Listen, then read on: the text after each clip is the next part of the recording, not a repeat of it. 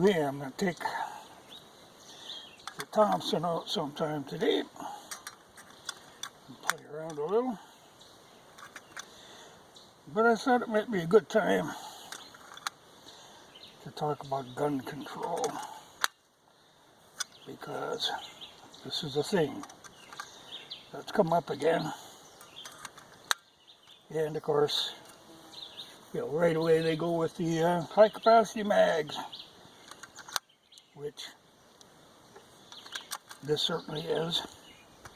Though I would say it's been a long time since the Thompson was used in a mass shooting.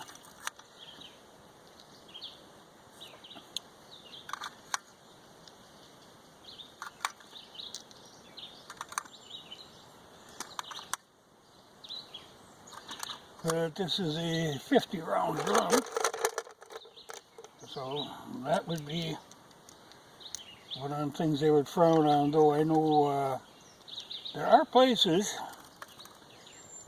I think Canada for one, where they have like fake drums for these that are actually limited to either 5 or 10 rounds.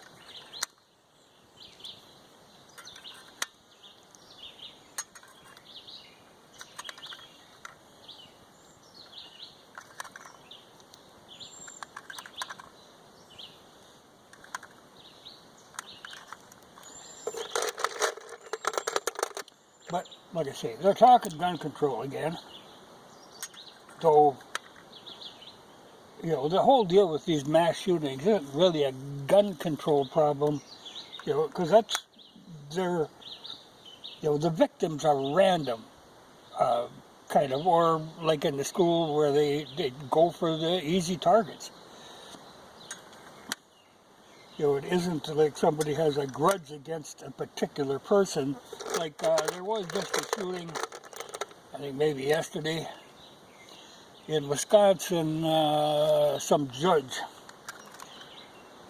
or ex-judge, a retired judge that got nailed. Well, like people were commenting, this judge probably did something to deserve that. Now, judges can be pretty bad. I mean, there's good judges, but there's some really, really bad ones. And I can see where somebody could easily have a grudge against a particular judge. I think I got both of my 30 rounders full.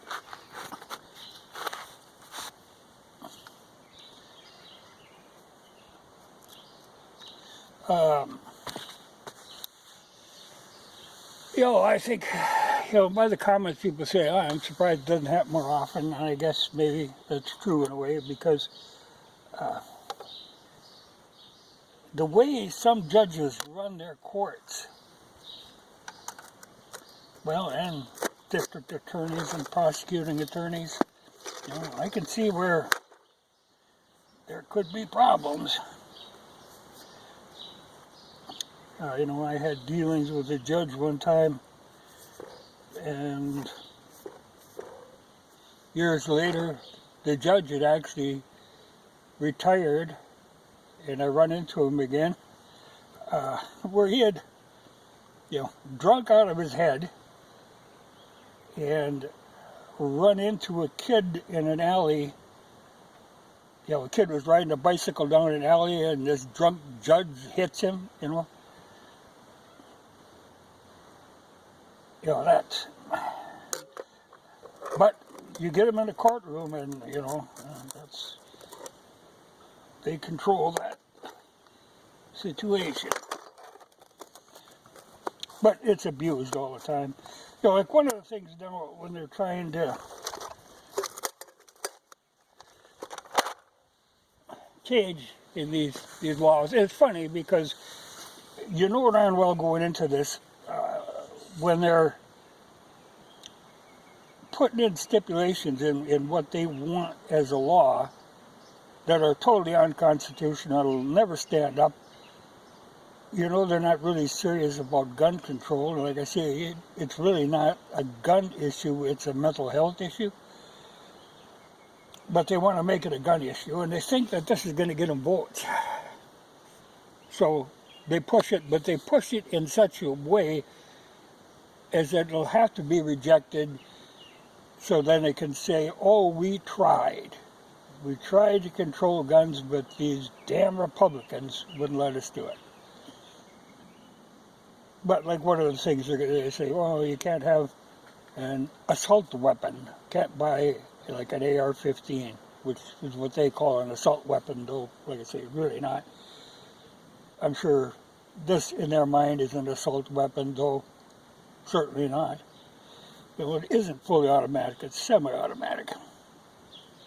But anyway, they want to make it, you have to be 21 years old to buy this. Well, it gets a little iffy there. You know, if you're going to wait and consider people aren't an adult until they're 21, well, then maybe you better move the voting age to 21, and the age of consent, and the age to get married, and age to go into the military. Move it all to 21. I think your divorce rates would drop way down. But you can't have it both ways. You know, if you're old enough to serve in the military, I think you're going to have to be considered an adult in all those cases, including in buying an assault weapon. So they know that ain't going to fly. But they stick it in there anyway, just for the hell of it. Well, because they know it's not going to fly. Because they don't want it. They really don't want gun control, so to speak. But they want to make it sound like they're trying. We're trying. They're not trying at all. I say if they're really serious about this, they would look at mental health. Because these people, like this guy at the school shooting, I mean, there was a time where he had killed a cat and cut its head off, and his ma helped bury it. Well, okay, when something like this happens, that should be a red flag. But I have a thing about these red flag laws. You know, that has to be handled very carefully, because that would be so easy to be abused. And the way it is now, they love to abuse. You know, you give them something like that, they're going to abuse it. Like I say, the judges, you know, and we've got an awful lot of these judges that are liberal judges. I knew at one time there was that was in a different state, but a neighboring county, where the right to get a concealed carry permit was left up to the sheriff. And the sheriff said right away, right off the bat, I'm just not going to issue any. Well, then he's not doing his job. You know, his job was to okay these unless there's a good reason not to. But he said, no, I'm not going to. And you would be bound to have judges that would say, anybody who came before him, you know, with the theory of, oh, should they be allowed to own a gun, they'd immediately say no. You know, it would just be, why take a chance? They'd just say no. So it would be abused all the time. And, you know darn well, they'd be, I mean, everybody has got somebody in their family or a neighbor or that would say, oh, they shouldn't have a gun. You know, they're just people who are that way. That it's always going to be, they should not have a gun. So, if you've got liberal judges that are going to just go along with that every time, well, like I say, it isn't really a gun issue. It's a mental health issue. But they want to portray it as a gun issue because they think that this will help them get votes in this midterm thing. It's not going to fly. But they want to be able to say that, oh, we tried. And they say, oh, but then we're going to have to change the Constitution. Well, I don't think that's going to happen. and bring it to the Supreme Court. If the Supreme Court doesn't agree, then they're going to pack the Supreme Court. You know, there's a lot of people running their mouths on this kind of thing, but you know, the Constitution is what it is. You have the right to buy them. You should just make a lot better point of keeping an eye on if you got people who are a real problem, that are a serious problem. So many of these times, these people in these random mass shootings, turns out there was all kinds of warnings about this. You know, this was almost expected. And nobody kind of intervened to kind of keep an eye on these people. You know, they let it happen. And then they kick up a fuss.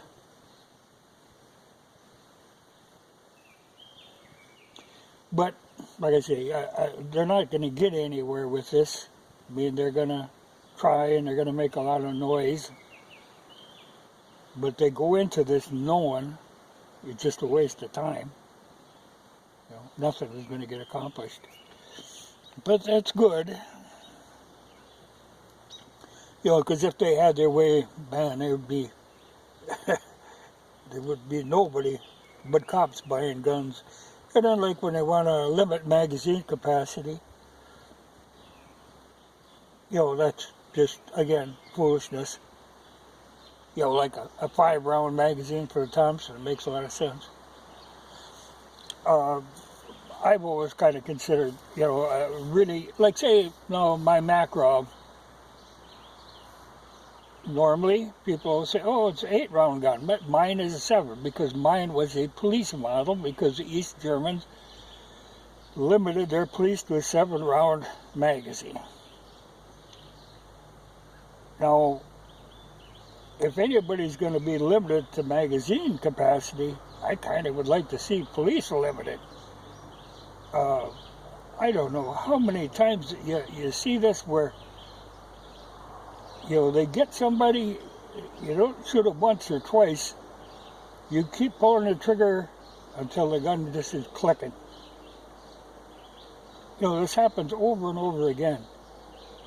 You know, 1 or 2 shots should put a stop to somebody doing whatever mischief they're up to. I don't think you have to fill them full of holes, but yet, always, in that situation, the cops don't quit shooting till the gun is empty. And then they keep clicking. I don't understand that. You know, I would think you would use a little restraint on it, but because then, I mean, there's, you know, then they always, call an ambulance. Well, you got that many holes in you, the chance of coming out of that are pretty slim. And they do this, you know, it happens on the suspicion that somebody might have a gun. You know, somebody has a cell phone, and they fill them full of lead, thinking it might have been a gun. You know, not 1 shot, not 2 shots. Keep going until she clicks empty. But, like I say, this isn't going to go anywhere. Though they're really going to, they love wasting time on that sort of thing. But it's all just pose and, you know, public posture. But like I say, if you're going to try to change that age limit that they have to be 21 to buy an AR-15, then start changing the rest of them too. I could go for that. You know, I don't think, like the drinking age, you know, age of consent, all that stuff. 21 makes sense to me. I'm sure for the 18-year-old who wants to buy a gun. I mean, there's kids that are 16 and 17 just waiting, you know, so they can get 18 so they can buy a gun. And some of them can handle it fine. You know, some are mature enough to handle a gun. You know, that's another thing they were talking about, that, you know, as an option, perhaps the thing would be to train kids, you know, make it mandatory that they should have an understanding, a basic understanding of firearms, and not just a fear of firearms. Well, that ain't a bad idea.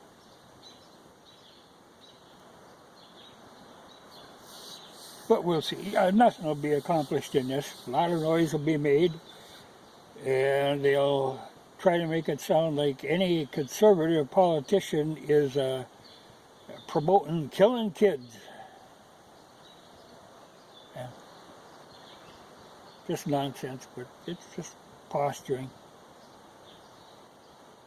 Because, you know, all these people, even these liberal anti-gun politicians, they all have guns and they all have armed security guards,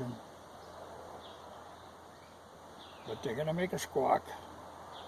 Well, and even like with these background checks and all that, you know, and then when Biden's own kid was lying on his background check, and even those, you know, like when you fill out that form, whatever the hell it is, to buy a gun, it always annoys me that they are able on there, they are asking questions like race. Why should race even matter? But, you know, you got to check that box for what race you are. You know, that shouldn't be a deciding factor. Those are things that you could not ask on an application for employment.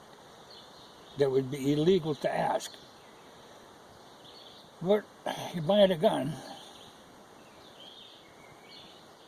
But, like I say, Biden's kid lied on.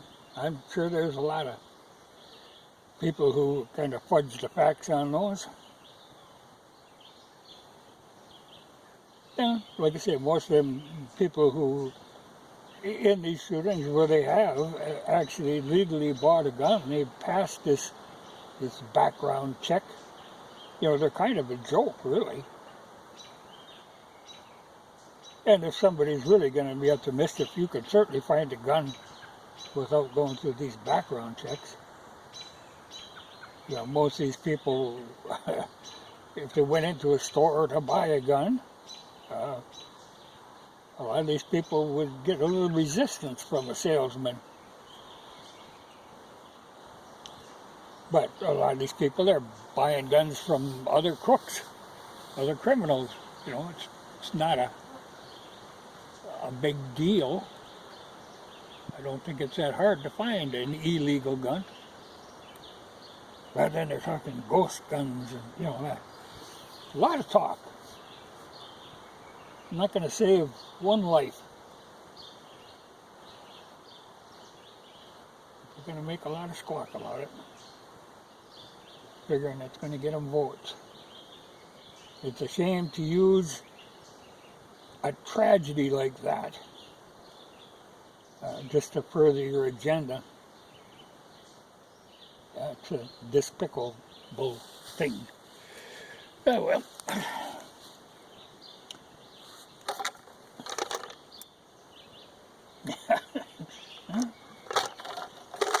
have to start making 4:45. I tend to go through a lot of that.